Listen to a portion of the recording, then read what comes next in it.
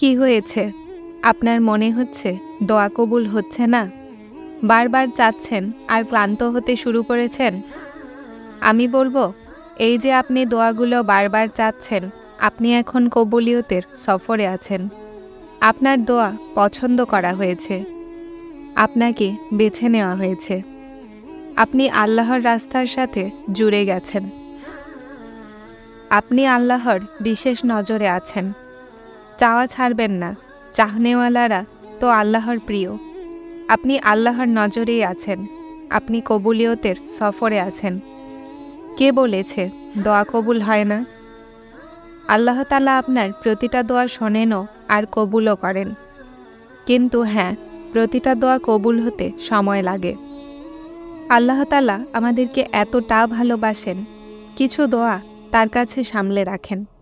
কেননা সেই দোয়াগুলো আল্লাহর এতটাই পছন্দ হয় যে তিনি তার বান্দাকে বারবার শোনেন। তোমার কষ্ট দেখে নসিবের ফায়সালা বদলে দেয়া হয়। আর তুমি হতাশ হয়ে বসে আছো যে আমার হাত খালি। তোমার কাছে তো একটা উপহার আছে, যা হলো দোয়া। যখন অসম্ভব পরিস্থিতি হওয়া সত্ত্বেও তুমি দোয়া করা না ছাড়ো, যখন তুমি আল্লাহর ওপর দৃঢ় বিশ্বাস রেখে দোয়া করতে থাকো, তো আল্লাহ তোমার জন্য উসিলা বানিয়ে দেন। যদি আল্লাহ মন পরিবর্তন না করছেন, তাহলে সম্ভাবনা আছে যে তিনি নসিব বদলাতে রাজি হয়ে গেছেন।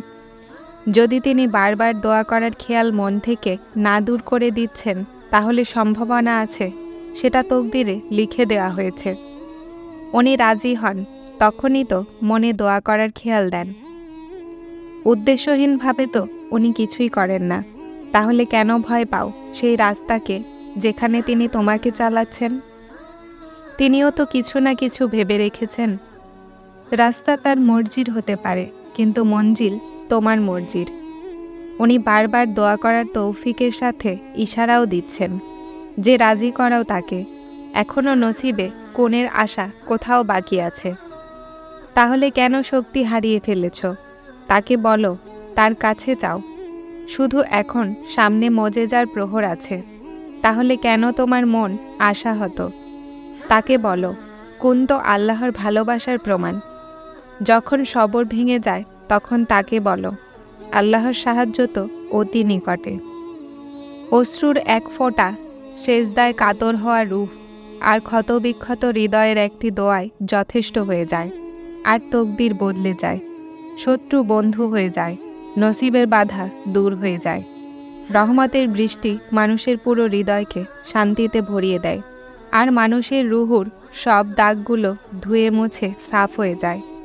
কেননা এটা আরশের রবের সামনে করা এমন ফরিয়াদ যেটা কখনোই ব্যর্থ হয় না।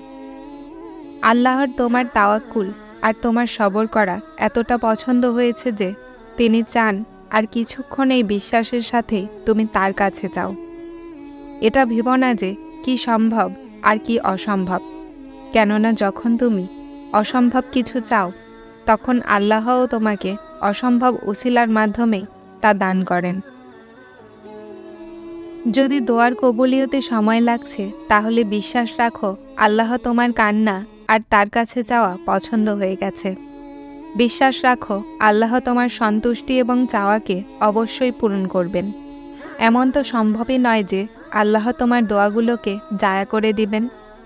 তুমি তার চৌকাঠে মাথা রাখো আর তিনি তোমার অশ্রুর লাজ না রাখেন। উনি তো তার বান্দাদেরকে খুব ভালোবাসেন। আর কে জানে, তোমার এক ডাক তোমাকে মজেজার চমক দেখিয়ে দিবে। দোয়ার দিকে আমরা যাই না, আল্লাহ তাআলাই আমাদেরকে দিয়ে দোয়া করান। যদি আল্লাহ মনে কোনো জিনিসের খেয়াল দিয়েছেন আর মুখে সেই জিনিসের জন্য দোয়া এনেছেন, তাহলে বুঝে নিন সেই জিনিস আপনার জন্যই তৈরি করা হয়েছে। শুধু আপনাকে সবর, বিশ্বাস, অপেক্ষা আর পরীক্ষার মধ্য দিয়ে অতিক্রম করে সেখানে পৌঁছাতে হবে।